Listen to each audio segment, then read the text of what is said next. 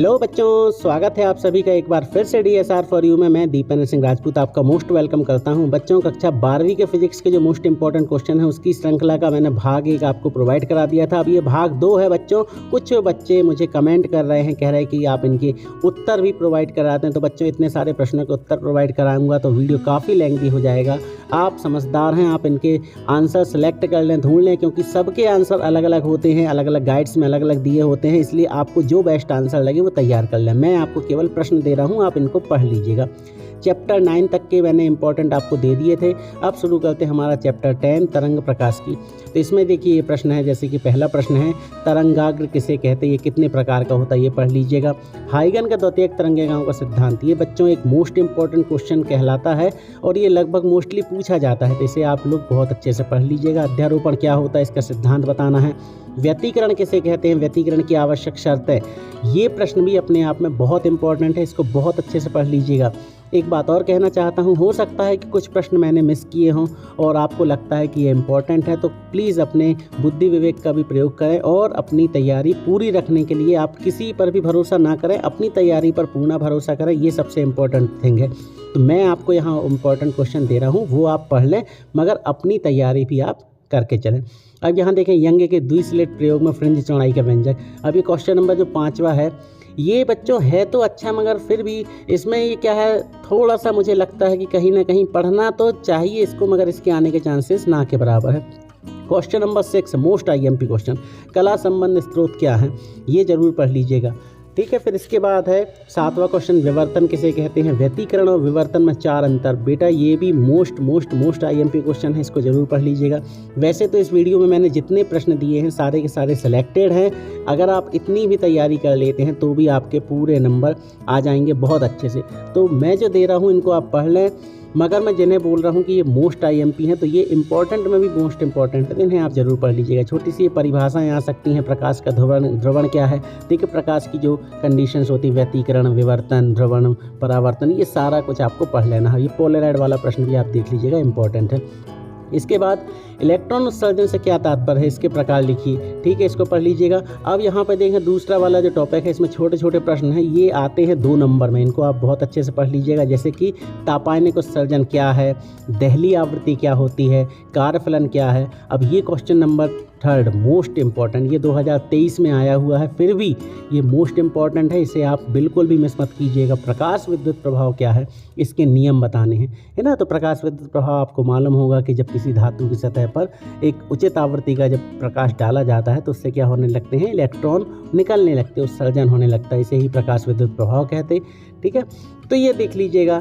और उसी से रिलेटेड होता है तापायनिक उत्सर्जन भी, वो भी पढ़ लीजिएगा। प्रकाश की द्वैती प्रकृति, ये भी अपने आप में मोस्ट इंपॉर्टेंट क्वेश्चन है। द्रव्य तरंगें या डी ब्रागली तरंगें क्या हैं, ये प्रश्न भी 2023 में आया हुआ है, फिर भी इसे मिस नहीं कर सकते हम। कहते हैं मोस्टली कि 2023 में जो प्रश्न पूछ लिए जाते हैं उनके रिपीटेशन होने के चांसेस कम होते, फिर भी हमें इनको पढ़ लेना है।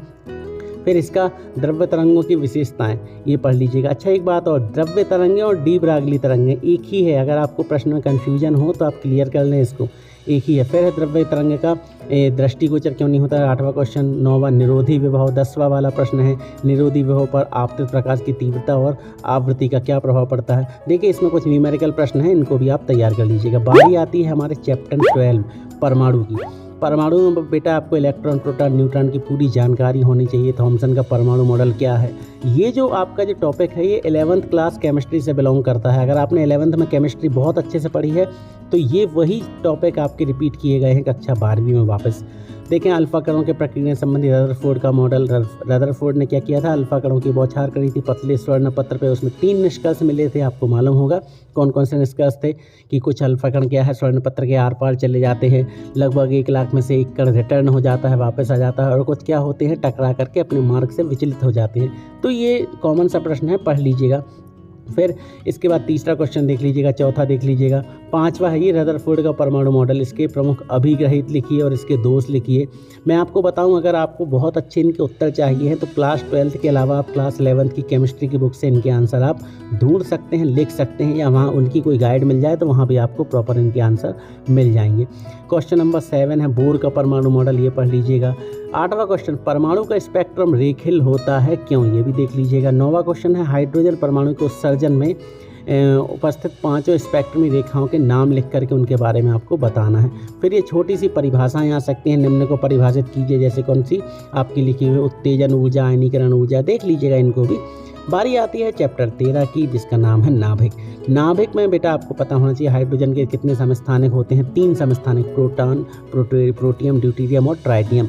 तो ये पढ़ लीजिएगा कि समस्थानिक किसे कहते हैं, समभारिक किसे कहते हैं। दो परमाणुओं के अगर क्या है, परमाणु क्रमांक समान है और उनके परमाणु भार अलग अलग हैं तो वो समस्थानिक होते हैं, जबकि अगर उनके परमाणु क्रमांक तो अलग अलग हैं मगर परमाणु भार समान है तो वो समभारिक। समभारिक समान भार वाले समभारिक, और समस्थानिक मतलब जिनके क्रमांक 1 से हैं वो समस्थानिक। अब ये लिखा है जैसे सम न्यूट्रॉनिक किसे कहते हैं, इनके उत्तर आप ढूंढ लीजिएगा। निम्न को परिभाषित कीजिए, परमाणु द्रव्यमान मात्रक, इलेक्ट्रॉन वोल्ट, द्रव्यमान क्षति, नाभिकीय बंधन ऊर्जा, प्रति न्यूक्लियन बंधन ऊर्जा। ये फिर नाभिकीय बल किसे कहते हैं, इसके गुण बताना है। अल्फा बीटा कणों की तुलना, इसका एक टेबल मिलेगा आपको, अंतर प्रॉपर दिए हुए हैं, इसको आप पढ़ लीजिएगा। रेडियो एक्टिविटी क्या है इसको भी देख लीजिएगा, ये भी अपने आप में इंपॉर्टेंट क्वेश्चन है। फिर नाभिकीय विखंडन किसे कहते हैं, इसका उदाहरण सहित समझाना है। नाभिकीय विखंडन, नाभिकीय संलयन। देखिए ये नाभिक से रिलेटेड आपका पोर्शन है, तो आपको इसको बहुत अच्छे से, छोटे छोटे प्रश्न आते हैं इसमें, ऑब्जेक्टिव भी मोस्टली पूछे जाते हैं, तो इसको ऑब्जेक्टिव भी बहुत अच्छे से देख लीजिएगा। मैंने केवल आप लोगों को इंपॉर्टेंट क्वेश्चन प्रोवाइड कराए हैं, ऑब्जेक्टिव यहाँ बता नहीं पाया हूँ, तो आप ऑब्जेक्टिव पूरे पढ़ लीजिएगा। ये नाभिकीय संलयन, नाभिकीय विखंडन। संलयन क्या होता है, जब 2 नाभिक, हल्के नाभिक जोड़ करके एक भारी नाभिक बनाते नाभिकीय संलयन, और जब एक बड़ा नाभिक टूट के 2 छोटे नाभिकों में तो नाभिकीय विखंडन। इसमें अंतर भी आता है, इसको पढ़ लीजिएगा। अब बारी आई बेटा चैप्टर 14 की, अर्धचालक इलेक्ट्रॉन की। इसको देख लीजिएगा। मोस्ट इंपॉर्टेंट प्रश्न पहला, निज अर्धचालक और बाह्य अर्धचालक में अंतर, 2023 में आया है, फिर भी ये इंपॉर्टेंट है। जितने प्रश्न मैं दे रहा हूँ बच्चों ये बहुत इंपॉर्टेंट है, इनको आपको पढ़ लेना है और इनमें आपको रिस्क नहीं लेना है। अगर आप सोचेंगे कि अरे दे दिया सर ने कोई भी वीडियो, तो आपकी प्रॉब्लम है, मैंने तो आपको इंपॉर्टेंट प्रोवाइड करा दिए हैं, इनको आप पढ़ें। ये question half yearly, final exam सबके लिए इंपॉर्टेंट है। एन और पी प्रकार के अर्धचालक क्या होते हैं, एन और पी प्रकार के अर्धचालकों में अंतर, पीएन संधि डायोड क्या है, ये सारे के सारे हैं बच्चों, बहुत अच्छे से मैंने बता दिए हैं, इंपॉर्टेंट क्वेश्चन है। प्लीज़ हमारे चैनल को लाइक करें, सब्सक्राइब करें चैनल को, और अपने दोस्तों को ये वीडियो ज़रूर शेयर कर दें ताकि उनकी भी मदद हो जाए। ये जितने प्रश्न हैं इनको बहुत अच्छे से पढ़ लेना है और इनकी आपको तैयारी कर लेनी है। मगर मैं फिर से कहूँगा कि अपनी तैयारी भी आप पूरी रखें, कभी भी किसी के ऊपर प्रॉपर आपको डिपेंड नहीं होना है, अपनी पढ़ाई अपने ऊपर भरोसा रखें, वो ज़्यादा इंपॉर्टेंट है। देखें ये 7वां क्वेश्चन, पूर्ण तरंग दृष्टिकारी वाले, ये भी अपने आप में इंपॉर्टेंट है। तो बच्चों ये रहा आज का वीडियो, मिलते हैं बहुत जल्द अपने अगले वीडियो में, तब तक बने रहिए हमारे साथ, पढ़ते रहिए, बढ़ते रहिए।